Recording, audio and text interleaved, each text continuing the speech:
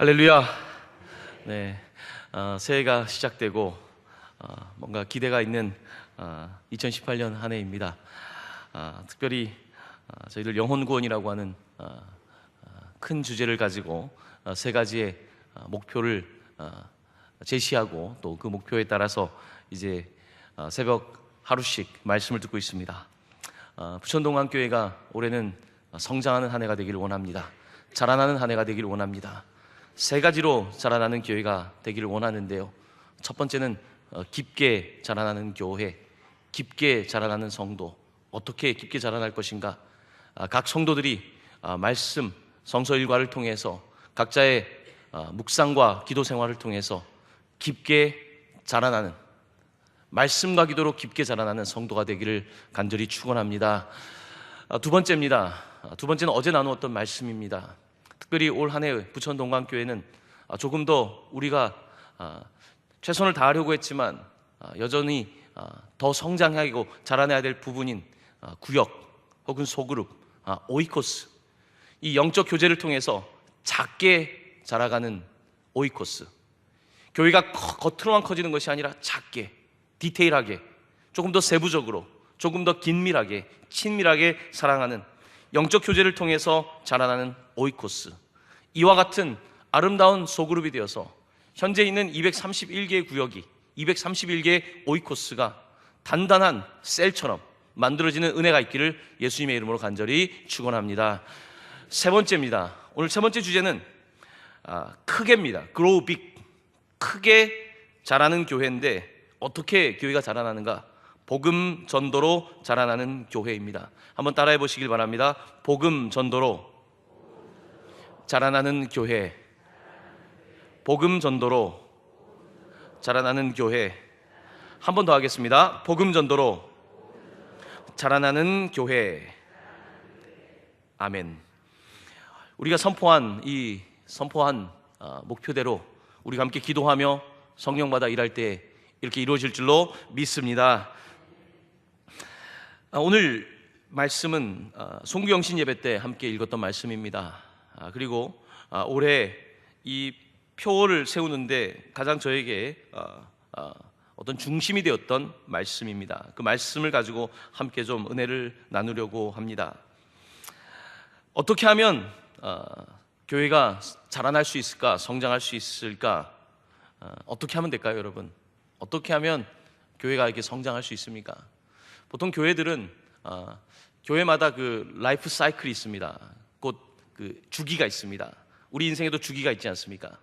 태어나서 어린 시절이 있고, 청소년기가 있고, 청년기가 있고, 장년기가 있고, 이제 노년기가 옵니다.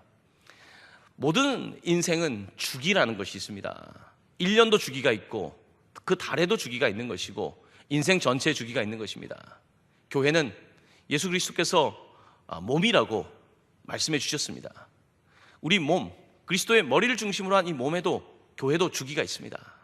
교회가 처음에 개척될 때에, 그때는 사실은 아직은 어리지만 그 열정 하나는 도무지 따라갈 수가 없죠. 아이들의 그 젖을 빠는 모습을 보십시오. 어떤 삶의 그 인생 자체가 가지고 있는 그 강력한 그 욕구, 이 삶에 대한 욕구거든요. 아이들이 뭘 모르는 것 같지만 그 삶에 대한 욕구는 가장 강할 때거든요. 교회가 개척되면 그렇습니다. 교회가 개척되고 그 초기에 그 강한 어떤 의욕들, 어떤 영적인 동기들 굉장히 강하죠. 이런 교회들이 이제 청소년기를 맞이하면서 이제 막 성장하는 기회를 얻다가, 보통 교회들은 일정한 때가 가면 이제 우리 키가 성장하지 않는 것처럼 이제 딱 멈추게 됩니다. 보통 이게 특징입니다. 숫자가 더 이상 늘어나지 않고 교회가 이제 그 정도로 안정적인 교회가 됩니다. 자, 안정적인 교회가 되면 굉장히 좋을 것 같죠. 곧 디클라인, 쇠퇴기가 들어오게 됩니다. 모든 교회는 그와 같은 그 주기라고 하는 것을 밟게 됩니다. 부천동강교회는 이제 42년을 맞이하고 있습니다. 부천동강교회는 42세가 된 거예요. 42년 정도 되면 여러 가지 증상이 나타날 수 있습니다. 제가 설교를 통해서 여러 차례 말씀드렸지만, 죽은 교회를 부검해 보면, 죽은 사람을 부검하듯이 죽은 교회를 부검해 보면 그 죽은 사인이 있습니다. 교회가 죽게 된 분명히 이유가 있을 거라는 말입니다. 부천동강교회는 여전히 아직도 탄력성이 있고 여전히 아직도 좀 젊음의 싱싱함이 있습니다. 전 그거를 느낍니다. 이럴 때에 부천동강교회를 향해서 하나님께서는 무엇이라고 말씀하실까? 하지만 동강교회에 나타나고 있는 증상은 이제는 이게 플랫하다고 하죠. 이제는 더 이상 성장하진 않습니다. 이제는 어느 정도를 유지하는 교회입니다. 근데 제가 이제 듣는 이야기 가운데 요즘은 유지만 해도 좋다는 이야기를 듣습니다. 교회 재정이 유지만 돼도 좋다는 이야기를 듣습니다. 과연 좋은 것일까요? 유지되는 것이 좋은 것일까요? 여기에는 굉장히 큰 위험스러운 말이 있습니다. 유지하겠다. 유지한다는 것은 결국은 지키지 못한다는 것이거든요. 여러분, 경기에서 이기고 있는 팀이 지지 않기 위해서 수비 전술을 강화하고 수비만 해보십시오.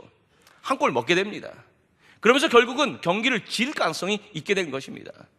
교회라고 하는 것, 그리고 인생도 마찬가지입니다. 여러분의 인생이 이제 됐다라고 싶으면 그때부터 쇠퇴기로 접어드는 것입니다. 나는 이제 안정기라고 생각하는데 쇠퇴기로 빠질 가능성이 있다는 것입니다. 교회도 마찬가지입니다. 교회가 안정되었다라고 생각하는 것, 이것은 큰 덫이고 위험일 수 있습니다. 부천동강교회는 이제 42주년째를 향해 나아가면서 영혼구원이라고 하는 어떤 교회의 본질적인 목표들을 다시 설정하고, 교회가 처음에 개척될 당시에 영혼구원이라고 하는 이 목표를 잡고 나아갔던 것처럼 다시 교회가 방향 설정을 해야 된다는 말씀을 제가 여러분께 드리는 것입니다. 이것이 교회가 나아가야 될 본질적인 방향이고, 교회는 그렇게 세워질 때에 비로소 더 교회다운, 그래서 교회를 통해서 또 개척이 일어나고 또 선교 사역이 일어나고 활발한 사역들을 통해서 이제 또 다른 제2의 전성기를 맞게 되는 것입니다. 인생도 1모작 시대가 아니지 않습니까? 요즘 2모작, 3모작을 이야기하지 않습니까? 은퇴 이후에 나는 그냥 은퇴하고 가만히 있겠다라고 생각하는 분이 여기 얼마나 계십니까? 은퇴 이후에 또 다른 삶을 위해서 준비하고, 그리고 내 노년에 더 아름다운 열매를 맺기 위하여 애를 쓰는 것, 이것이 우리의 삶의 모양일진데, 부천동강교회도 마찬가지입니다.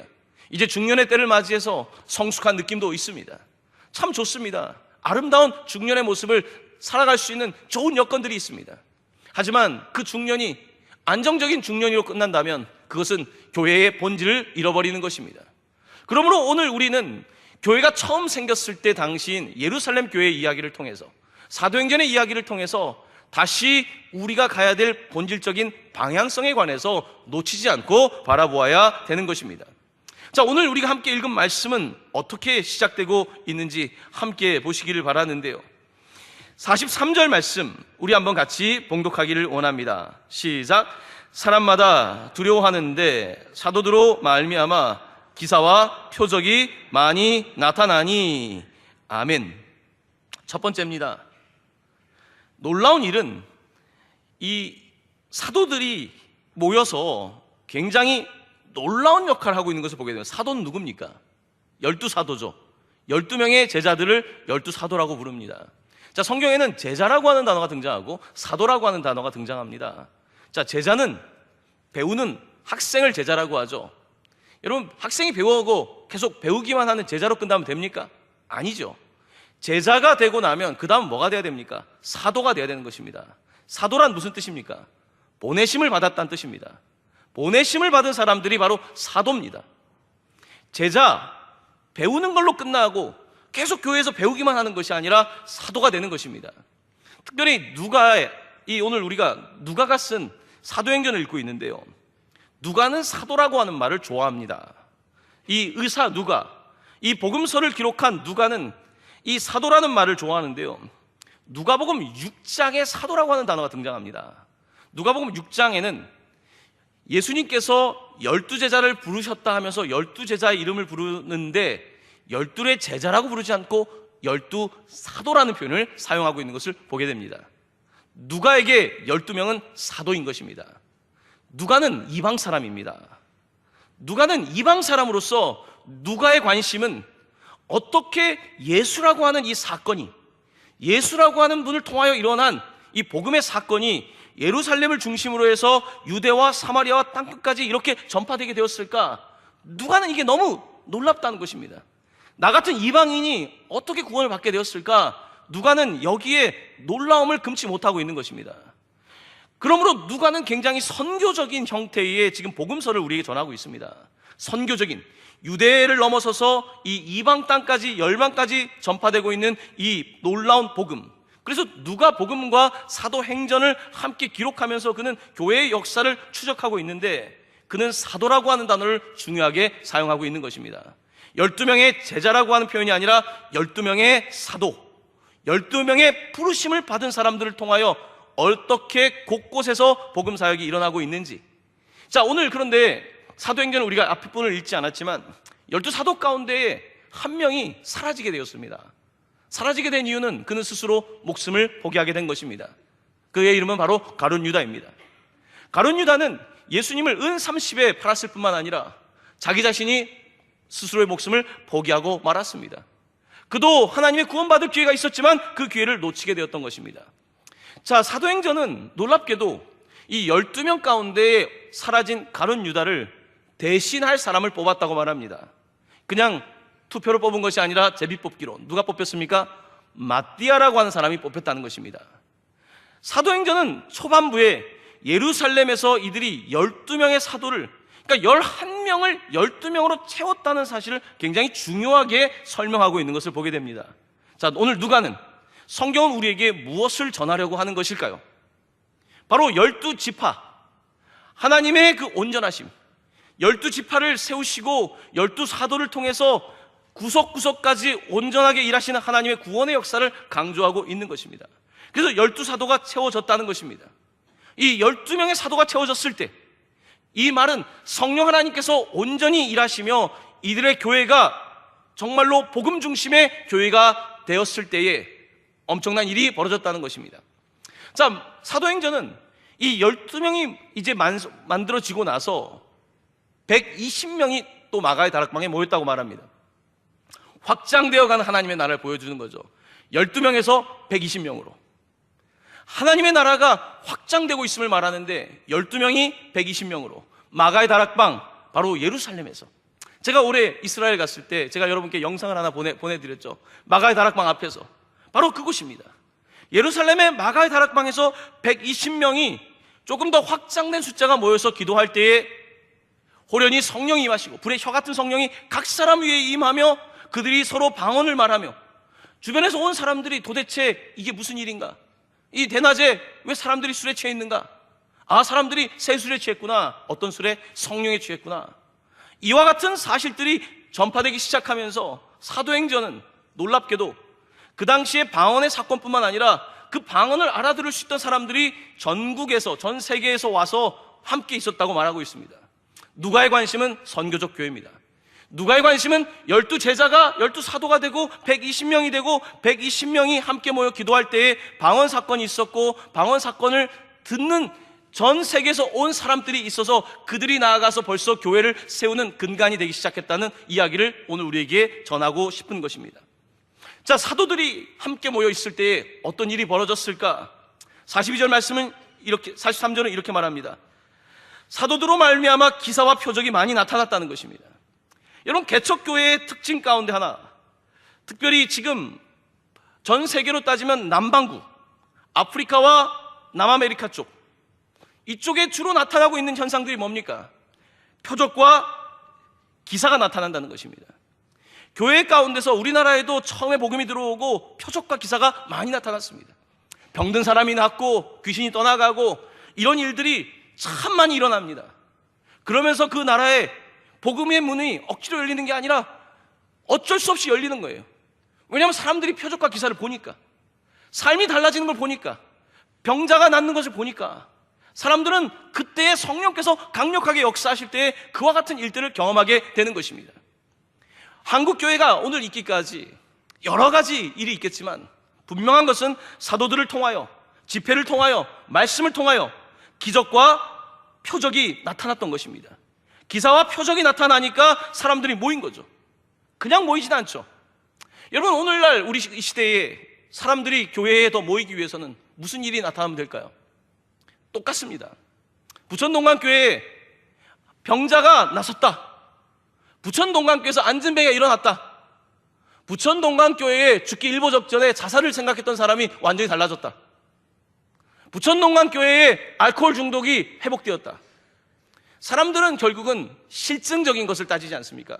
이런 물건 하나를 살 때도 값을 따지고 실증적으로 계산해서 물건을 사지 않습니까? 교회도 마찬가지입니다. 우리는 예수를 믿지만 사람들에게는 뭔가 표적과 기사가 필요한 것입니다. 사도들을 통하여 표적과 기사가 나타났던 것입니다. 오늘날 우리 교회 가운데 나타나야 될 것이 있다면 바로 사도는 누굽니까? 특별히 목사, 우리 장로, 교회의 가장 핵심적인 사람들, 부르심을 받고 기름 부음 받은 사람들을 통하여 놀라운 역사가 나타나야 되는 것입니다. 표적과 기사가 나타나야 되는 것입니다. 표적과 기사가 나타날 때 사람들은 그곳에 모이게 되는 것입니다. 말씀의 능력을 경험하는 것이죠. 어디에 가든지 말씀이 따라갈 때 그곳에 능력이 나타나게 되는 것 아니겠습니까? 사랑하는 성도 여러분, 함께 기도해 주시기 바랍니다. 주의 종들을 위해서 기도해 주십시오. 주의 종들이 많이 지쳐 있습니다. 여러분, 요즘 신학교에서 다니다가 신학을 포기하는 사람들이 늘어나고 있습니다. 신학 공부를 하면서 지치는 겁니다. 이 시대에 교회를 짊어진다는 것이 젊은이들에게 부담이 돼요. 얼마 전까지는 신학교를 많이 가려고 했지만 이제 신학교 학생들이 줄어들 겁니다. 미국도 마찬가지입니다. 신학교의 학생들이 부족합니다. 이제 그런 시대가 올 겁니다. 이미 오고 있습니다. 여러분, 집에 똑똑한 자녀들이 있으면 여러분 뭐가 되기 원하십니까? 목사 되기 원하십니까? 가장 똑똑한 자녀를 목사로 들이기는 게 쉽지가 않습니다. 이것이 우리가 당면한 영적인 숙제입니다. 성도님들은 사도들을 위하여, 목회자들을 위하여 특별히 기도해 주셔야 합니다. 주의 종들이 말씀을 전할 때에 부족하지만 강단에 섰을 때에 사람의 모습은 가려주시고 하나님의 말씀이 선포될 수 있도록, 그래서 성도들이 이곳에 와서 은혜를 받게 해달라고, 처음 온 성도 누군가가, 아직 성도도 아니지만 처음 발걸음을 옮긴 사람이 오늘 그곳에 와서 말씀을 들을 때에 말씀에 찔림이 있고, 아, 나도 살 수 있겠구나, 이와 같은 경험이 일어나야 하는 부천동광교회 되기를 간절히 축원합니다. 바로 이것이 교회가 가야 될 길입니다. 감리교회 창시자인 웨슬리 목사는 정말 불붙은 목사, 말씀 증거자 100명만 나에게 준다면 나는 전 세계를 복음화시킬 것이다 라고 말했습니다. 정말 가슴이 불붙은, 말씀에 불붙은 100명만 있다면 전 세계를 충분히 복음화시킬 수 있다. 바로 이것이 웨슬리의 말입니다. 이거는 웨슬리의 말입니다. 예수님은 더 대범하시죠. 나에게 12명의 사도만 있다면, 내게 불붙은 12명만 있다면 전 세계를 복음화시키겠다. 바로 이게 예수님의 비전 아니었습니까? 불붙은 120명만 있다면 예루살렘만 덮는 것이 아니라 유대와 사마리아와 땅끝까지 이르러 복음을 전할 수 있다는 것이 예수님의 비전 아니었습니까? 그 비전이 어떻게 됐습니까? 물론 2000년이라고 하는 세월이 지났지만 어떻게 됐습니까? 여러분, 현실이 되지 않았습니까? 놀라운 이야기입니다. 12명, 그것도 대단하지 않은 12명, 별로 미래의 가능성이 그다지 크지 않은 12명, 이 12명을 통하여 이렇게 되었다는 이야기는 우리가 성경, 하나님의 역사를 의심할 수 없게 만드는 대목인 것입니다. 아무리 우리가 계산을 해봐도 기독교가 복음이 이렇게 전파된 것은 불가능한 이야기가 가능해진 이야기인 것입니다. 그러므로 지금도 우리가 예수를 따라가며 복음을 경험할 때에 여러분, 가능한 걸 조금 가능하게 하는 것이 아니라 불가능한 것이 가능해지는 것이 복음 아닙니까? 죽을 수밖에 없는 우리들이 구원받는 것이 바로 십자가의 놀라운 능력 아닙니까? 우리는 이 놀라운 능력을 경험하고 믿고 살아가는 사람들인 것입니다. 오늘날 교회가 다시 자라나기 위해서 먼저 시작돼야 될 것이 있습니다. 우리 사도들, 내가 제자라고만 생각하는 것이 아니라 주님 나를 보내셨습니다. 주님 나를 이 교회에 보내셨고 선교지에 보내셨고 주님께서 나를 그렇게 불러주셔서 이 일을 감당하겠습니다 라고 하는 사람들을 세워나가는 것, 그들을 협력하고 돕는 것, 말씀이 선포되게 하고 말씀 가운데 기적이 나타날 수 있도록 우리가 함께 기도하는 것, 이것이 교회가 나아가야 되는 길인 것입니다. 저는 어제 밤에 늦게까지 19세기의 가장 유명한 영국의 설교자인 스펄전의 책을 읽게 되었습니다. 찰스 스펄전의 설교를 읽으면요, 제가 이제 그의 설교를, 이제 영문으로 된 설교를 읽을 때마다 느끼는 게 있습니다. 그 설교 가운데에 정말 군더더기가 없습니다. 군더더기 없다는 것은 말씀만으로 채워나가는데 굉장히 방대합니다. 양이 방대한 설교를 하는데 제가 놀랍게 느끼는 것은 이 방대한 설교를 성도들이 많이 들었다는 거예요. 아마 그렇게 설교하면 성도님들이 아마 집에 많이 가실 것 같아요. 말씀만 가지고 굉장히 길게 설교하는데 영적인 부흥이 있었다는 거예요. 찰스 스펄전 목사의 이야기는 단 하나입니다. 자, 우리가 사람들을 이제 전도하고 복음으로 이끌어야 되는데 어떻게 해야 될까? 이제 우리가 사람 낚는 어부니까 이게 그물을 만들어야 되지 않습니까? 그물. 우리가 153 이 마리의 물고기를 잡을 때 그물이 필요한데, 자, 복음 전도를 위해서 어떤 그물이 필요하냐는 겁니다. 어떤 그물 만들면 될까요? 부천동관교회도 많은 그물이 있습니다. 부천동관교회 문화원이 있습니다. 문화원도 그물이에요. 문화원 통해서 교회 한번 왔다가 오시는 분들이 있습니다. 우리 선교원도 그물이에요. 선교원 아이 보냈다가 교회 오는 분들이 있어요. 우리 우물 이야기도 그물이에요. 인파워먼트 그물이에요. 실로암도 그물이에요. 지금 이 그물들을 통해서 물고기를 많이 낚지는 못하는 것 같지만 일로 들어옵니다. 들어오고 있어요. 네. 특별히 실로암도 지금 해마다 3명, 4명씩 세례받잖아요. 여러분 지금 우리 동강교회에 정말 아예 복음을 몰랐다가 세례받는 사람 숫자 적습니다. 등록하는 인원은 많지만 대부분 수평적인 이동이고요. 정말로 아무것도 없었던 무에서 유로 지금 들어오는 사람들은 실로암의 그 숫자에 비하면 굉장히 높은 비율입니다. 지금 우리의 교회가 그렇게 사람들이 많이 오는 것 같지만 조금 더 본질적으로 들어가 보면 수평이동이 많은 것이 사실이에요. 스펄전 목사는 말합니다. 영혼 구원은 수평이동이 아니라는 것입니다. 옆에 있는 교인을 데려오는 그것은 남의 양을 뺏어오는 것이고, 남의 터전 위에 교회를 세우는 것은 옳지 않다고 말합니다. 영혼 구원은 순수한 영혼 구원이어야 된다고 말합니다. 순수한 영혼 구원이란 뭘까요? 물론 이 미끼를 쓸 수도 있고 저 미끼를 쓸 수도 있고 다양한 미끼를 쓸 수 있습니다. 사람을 낚기 위해서. 하지만 확실하게 고기를 잡는 방법은 뭘까요? 가장 확실하게 고기를 잡는 방법은 문화적인 요소일까요? 조금 더 세련됨일까요? 사람들을 정말 궁극적으로 붙잡는 건 뭘까요? 스펄전 목사는 복음의 순수성이라고 말합니다. 복음의 순수성만이 사람들을 낚는다는 것입니다. 복음의 순수성, 말씀의 순수성, 그 교회의 순수성, 훼손되지 않은 복음의 순수성이 결국은 가장 위대한 그물이다라는 말을 하는 것입니다. 사랑하는 성도 여러분, 교회가 성장하다 보면 많이 바빠집니다. 이런저런 일로. 하지만 우리 교회가 잃어버리지 말아야 되는 것, 바로 복음의 순수성입니다. 복음의 순수성은 뭡니까? 영혼을 생각하는 주님의 마음, 죽을 수밖에 없는 죄인을 생각하는 주님의 마음, 옆에서 죽어가고 있는 사람을 생각하는 성도의 마음, 리더의 마음, 목자의 마음, 바로 이것이 복음의 순수성입니다. 그리고 이 말씀을 있는 그대로 선포하는, 말씀이 그대로 될 거라고 믿고 선포하며 성령이 임하는 이 역사가 바로 교회의 또 다른 부흥을 일으키는 가장 큰 원동력이라고 말하고 있는 것입니다.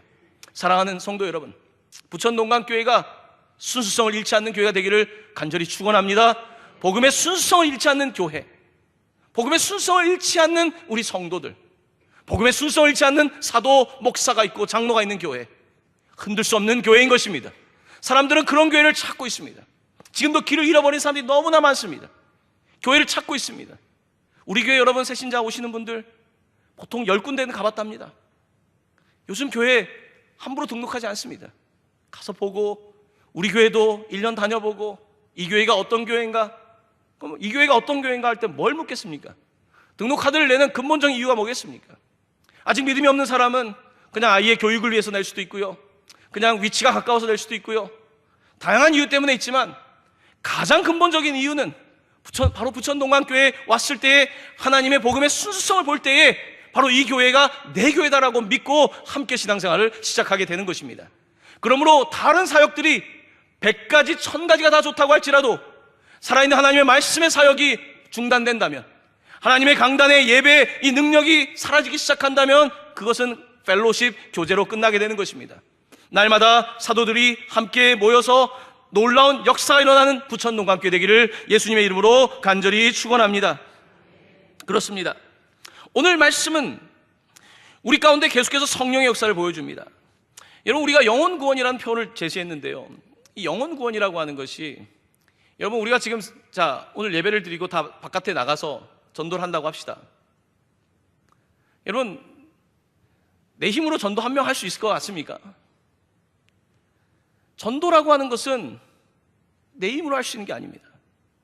전도는 인간의 능력으로 할 수 있는 게 아니에요. 내가 그냥 그물을 던지는 거지, 그냥 던져 놓는 거지, 사람이 할 수 있는 일이 아닙니다. 영혼 구원은 그럼 누가 할까요? 사도행전은 무슨 주제를 가지고 있습니까? 사도행전, 사도들의 행전, 사도들의 행위를 기록한 사도행전, 이 말보다 더 적합한 말이 있다고 하죠. 성령행전이라는 것입니다. 성령행전, 성령을 받은 사도들의 행적을 기록한 사도행전. 이 사도행전이라고 하는 그 말씀은 원래는 사도란 말이 없습니다. 원래 영어에서 성경 사도행전은 그냥 acts, act라고 하는 행동에다가 s를 붙여서 복수형을 만든 것입니다. 사도행전은 뭐냐? act, 행동들이라는 것입니다. 행동들. 예루살렘에 일어난 행동들, 운동, 사마리아에 일어난 운동, 안디옥에 일어난 운동, 빌립보에, 에베소에, 갈라디아에 액트, 수많은 액트들이 일어났다는 것입니다. 그러면 누가 이 액트를 했을까요? 아니, 아무런 크리스찬이 없는 곳에 어떻게 그렇게 교회가 세워졌을까요? 성령께서 하셨다는 것입니다. 누가는 제가 말씀드렸던 것처럼 그는 의사입니다. 나름대로 실증적인 것을 따지는 경험주의자입니다. 누가에게 궁금한 거예요. 아니, 어떻게 이렇게 복음이 전파되었을까? 그는 역사를, 예수님 때부터 역사를 보는 거예요. 그는 구석구석마다 성령이라는 단어를 사용합니다. 누가는 구석구석마다 성령께서 하셨다, 성령께서 하셨다. 성령을 받지 않으면 절대 이해도 할 수 없고, 복음이라고 하는 것이 성령을 받지 않으면 한 명도 전도할 수 없고, 성령이 아니면 어떤 일도 불가능하다. 예수님의 사역도 바로 성령이 임하셨을 때, 그러니까 예수님이 세례 받을 때 어떻습니까? 비둘기 같은 성령이 임하지 않았습니까? 예수님의 사역도 성령이 임하고 시작된 것입니다. 바로 사도행전의 사역도 마가복음의 성령이 임한 이후에 이루어진 것입니다. 바로 성령 받지 않고 교회가 교회될 수 없다는 것, 바로 이것이 누가의 증언인 것입니다. 사랑하는 성도 여러분, 그럼 성령은 또 어떻게 받을까요? 성령을 받는 방법은 아주 단순합니다. 아주 단순해요. 이 외에 다른 방법은 없습니다. 자, 성령을 받는 방법에 대해서 성경은 이렇게 기록하고 있습니다. 사도행전 2장 33절입니다. 여러분 성경책에 조금만 옆에 구절을 한번 보시길 바랍니다.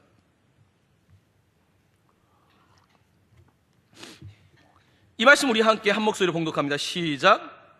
하나님이 오른손으로 예수를 높이심에 그가 약속하신 성령을 아버지께 받아서 너희가 복고 듣는 이것을 부어 주셨느니라. 아멘. 우리 다시 한번 읽어볼까요? 시작. 하나님이 오른손으로 예수를 높이심에 그가 약속하신 성령을 아버지께 받아서 너희가 보고 듣는 이것을 부어 주셨느니라. 아멘. 성령을 받는 방법은 예수님을 하나님께서 높여주셔서 약속한 성령을 아버지께 받아서, 예수님께서 성령을 아버지께 받아서 너희에게 이것을 부어주셨다고 말씀하고 있습니다. 그러니까 예수님께서 부어주시는 것입니다. 하나님께서 이 예수를 통하여 부어주시는 것, 성부, 성자, 성령 하나님께서 이렇게 함께 일하고 계신데, 바로 그 예수에게, 예수 그리스도에게, 예수를 주로 고백하는 그 사람에게 성령의 역사가 있다고 말씀하고 있는 것입니다. 이 외에 다른 방법은 없습니다. 이 외에 다른 방법은 없습니다. 성령을 받는 다른 방법은 없습니다. 사도행전을 읽다 보면요, 어떤 사람들은 이 성령을 받으면 좀 사업을 할 수 있을 것 같습니다. 종교 사업이 되는 거예요. 나도 좀 성령을 받아볼까? 나도 좀 성령을 받아서 교회를 좀 키워볼까? 사업적으로 생각하는 사람들이 있었다고 증언합니다. 나도 좀 그걸 좀 살 수 있을까? 나도 저 사도들처럼 저런 능력을 좀 사서, 나도 저런 좀 테크닉을 좀 발휘해서 어떻게 좀 해볼까? 설교를 좀 더 테크닉적으로 해볼까? 교회를 좀 더 테크닉을 발휘해서 해볼까? 이런 생각을 하는 사람들이 있었다는 것입니다. 하나님께서는 그런 사람들을 사용한다고 말씀하지 않습니다. 이것은 순수한, 영혼이 순수한 사람에게 임하는 성령을 통하여 나타나는 현상인 것입니다. 오늘날 많은 교회들이 이와 같은 성령의 능력을 잃어버리고 있는 것을 보게 됩니다. 이제 멈춰버리고 쇠퇴기로 접어들면서 마치 활기를 잃어가는 우리 몸처럼 나이가 들면서 더 이상 어떤 탱탱함이 사라지고 건강함이 사라지고, 이와 같은 모습처럼 우리의 모습이 그렇게 계속해서 달라진다고 말씀하고 있는 것입니다. 오늘 사도행전을 제가 여러분들과 몇 구절을 찾기를 원하는데요, 사도행전은 계속해서 자라나는 교회의 모습을 보여주고 있는데, 자, 우리가 12명의 사도로 시작했는데 이제 120명이 된 것까지 보았습니다. 자, 그 다음은 몇 명이나 되었을까요? 자, 여러분, 사도행전 2장 41절입니다. 우리가 읽은 말씀 바로 그 윗구절입니다. 이 구절 말씀 한번 같이 읽겠습니다. 시작. 그 말을 받은 사람들은 세례를 받음에 이날의 신도의 수가 3,000이나 더하더라. 아멘. 자, 흥미로운 것은 예수님 때에 사람이 확 늘어난 건 아니었어요. 따라다니는 무리는 많았는데 확 늘어난 건 아니었습니다. 예수님이 12를 세우고 떠나셨어요. 그 다음에 120명이 모였어요. 근데 사도행전 2장에 갑자기 3,000명으로 확 폭발적인 증가가 나타나는 걸 보게 됩니다. 여러분, 교회 역사가 그렇습니다. 아니, 어떻게 그 교회가 그렇게 됐지? 알 수가 없는 겁니다. 아니, 어떻게 교회가 저렇게 폭발적으로 성장했을까? 그거는 그때의 역사로 돌아가 봐야 되는 거예요. 그때 어떤 일이 있었는지, 그 교회에 얼마나 성령 사역이 있었는지, 그때 놀라운 기름 부음이 있었기 때문에 오늘의 그 교회가 있는 것입니다. 오늘의 교회가 있는 것은 그때의 놀라운 성령의 기름 부으심이 있었던 것입니다. 그러니까 이게 이렇게 성장을 했던 것입니다. 자, 3,000명이 되었다고 기록하고 있는데요. 자, 그 다음에 이 사도행전 교회가 자라나는 모습을 계속해서 볼 수 있는 대목을 제가 몇 구절을 찍어드리겠습니다. 자, 2장 47절 말씀입니다. 이 말씀 우리 함께 또 봉독합니다. 시작. 하나님을 찬미하며 또 온 백성에게 칭송을 받으니 주께서 구원받는 사람을 날마다 더하게 하시니라. 아멘. 자, 3,000명이 되었다고 말하고 이제는 구원받는 사람을 어떻게 해요? 날마다 더하게 하셨답니다. 날마다 한 명이면 몇 명입니까? 365명이죠. 한 명으로 안 끝났겠죠? 굉장히 빠른 속도로 이 복음이 이단이라고 했던 예수를 믿는 사람들이 확산되었던 상당한 모습을 바라보고 있는 것입니다. 불행하게도 요즘 가장 성장하는 데는 이단입니다. 사도행전을 가장 잘 따라가는 게 이단이에요. 굉장히 빠릅니다. 상상을 초월하게 빠릅니다. 그들은 굉장히 조직화되어 있습니다. 열정이 가득합니다. 헌신도가 굉장히 높습니다. 교회, 그들 비판하지만 그들의 헌신과 모습을 따라갈래야 따라갈 수가 없는 것이 우리 교회 모습 아닙니까?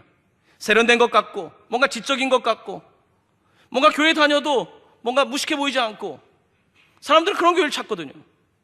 이 정도 교회 다니면 나도 이 정도처럼 보이니까, 동감교회 다니면 그래도 난 이 정도처럼 보이고, 강남의 소망교회를 다니면 나도 이 정도 수준으로 보이니까 그런 교회를 찾는 것이 요즘 현대인 신앙의 모습이거든요. 하지만 그와 같은 모습을 가지고 교회가 성장한다? 불가능한 이야기죠. 지금 자라나고 있는 모습들을 보면요, 그런 거 따지지 않습니다. 성령이 폭발적인 역사가 일어나고 있는 것을 보게 되는 것입니다. 자, 이렇게 교회가 부흥하는데 사도행전 4장 4절 말씀으로 한번 가보겠습니다. 페이지를 넘겨서 사도행전 4장 4절 말씀. 자, 2장에서 4장으로 왔을 때 어떤 일이 벌어질까요? 우리 함께 봉독하겠습니다. 시작. 말씀을 들은 사람 중에 믿는 자가 많으니 남자의 수가 약 5,000이나 되었더라.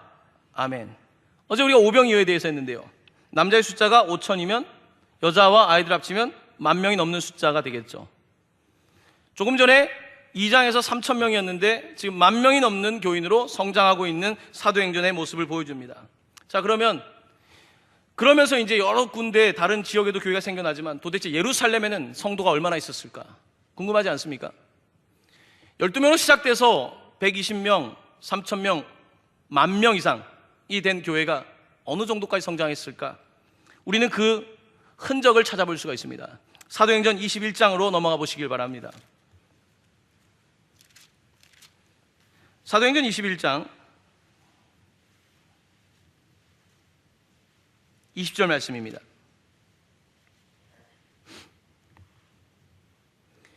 사도행전 21장 20절 말씀 우리 한 목소리로 봉독합니다. 시작.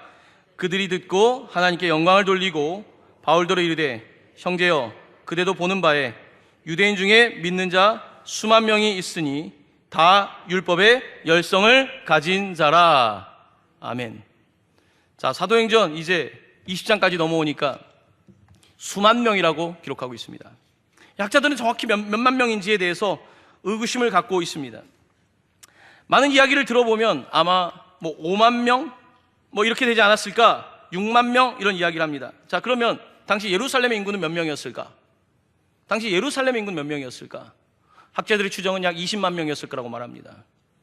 20만 명 가운데 5, 6만의 사람이 유대 중심부에서, 유대교 중심부는 여러분 이스라엘 예루살렘을 지금 우리가 이야기하고 있는데, 예루살렘에 아주 정통적인 유대인이 있는 곳에, 이곳에서 예수를 메시아라고 믿는, 요즘으로 따지면 메시아닉 주, 유대인들 가운데서 예수를 믿는 사람 메시아닉 주라고 말합니다.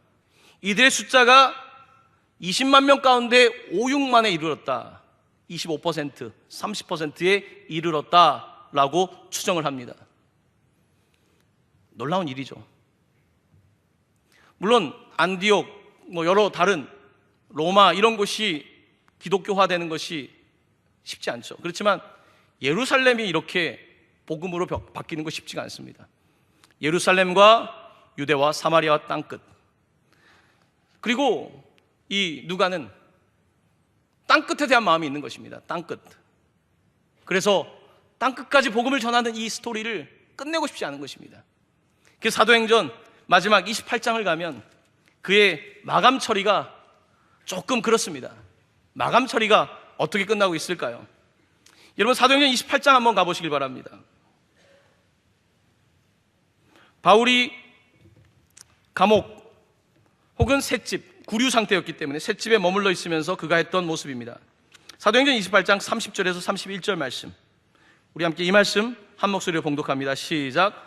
바울이 온 이태를 자기 셋집에 머물면서 자기에게 오는 사람을 다 영접하고 하나님의 나라를 전파하며 주 예수 그리스도에 관한 모든 것을 담대하게 거침없이 가르치더라.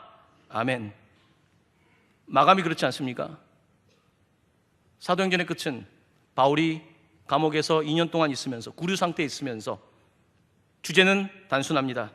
하나님의 나라를 전파하며 주 예수 그리스도에 관한 모든 것, 내 인생 가운데 경험한 그 예수 그리스도, 모든 사도들이 증언하는 예수 그리스도, 내가 도무지 말로 설명할 수 없는 그 예수 그리스도, 예수가 아니면 아무것도 설명할 수 없는 이 역사, 그는 주 예수 그리스도에 관한 모든 것을 담대하게 거침없이 가르치더라. Acts. 그래서 우리가 Acts 29, 28장에서 끝나지만 성경은, 특별히 누가는 우리에게 Acts 29, 사도행전 29장이 우리에게 놓여져 있음을 이렇게 미완의 완성으로 남기고 있는 것을 보게 되는 것입니다. 사랑하는 성도 여러분, 우리는 액츠의 시대를 살아가는 사람들입니다. 액츠. 우리는 이 시대 가운데도 성령의 역사를 믿고 주 예수 그리스도께서 생명이며 주 예수 그리스도께서 내 주인이시며 예수가 아니면 어떤 것도 허무하다는 것을 믿고 고백하는 그리스도인인 것입니다. 그리고 그것을 가르치는 것, 그것을 증언하는 것, 바로 이것이 우리가 부르심을 받은 이유이며, 그런 의미에서 여러분과 우리는 모두 사도, 부르심을 받은 사람들, 아니 부르심을 받은 사람이 아니라 보내심을 받은 사람들. 사도라고 하는 것은 보내심을 받은 사람들. 처음에는 제자로서 부르심을 받고, 제자로 부르심을 받고 사도로 보내심을 받은 사람들, 바로 이것이 사도행전의 주제인 것입니다. 사랑하는 성도 여러분, 부천 동강교회가 올 한 해 성령 충만하기를 간절히 축원합니다. 부천 동강교회 모든 성도들이 물세례를 넘어서서 성령 세례 받기를 간절히 축원합니다. 이곳에 오는 사람들이 예수의 이름을 듣고 병이 나으며 삶의 문제가 해결되며, 그것보다 더 중요한 영혼이 구원을 받는 역사가 일어나기를 간절히 축원합니다. 그러므로 이 교회를 통하여 하나님께서 행하고자 하는 사도행전 29장의 역사가 우리가 있는 지역뿐만 아니라 열방을 통하여 나타나는 그 위대한 역사에 우리가 쓰임받는, 역사를 만드는 히스토리 메이커, 역사를 만드는 교회, 역사를 만드는 사람들 되시기를 예수님의 이름으로 간절히 축원합니다. 아멘.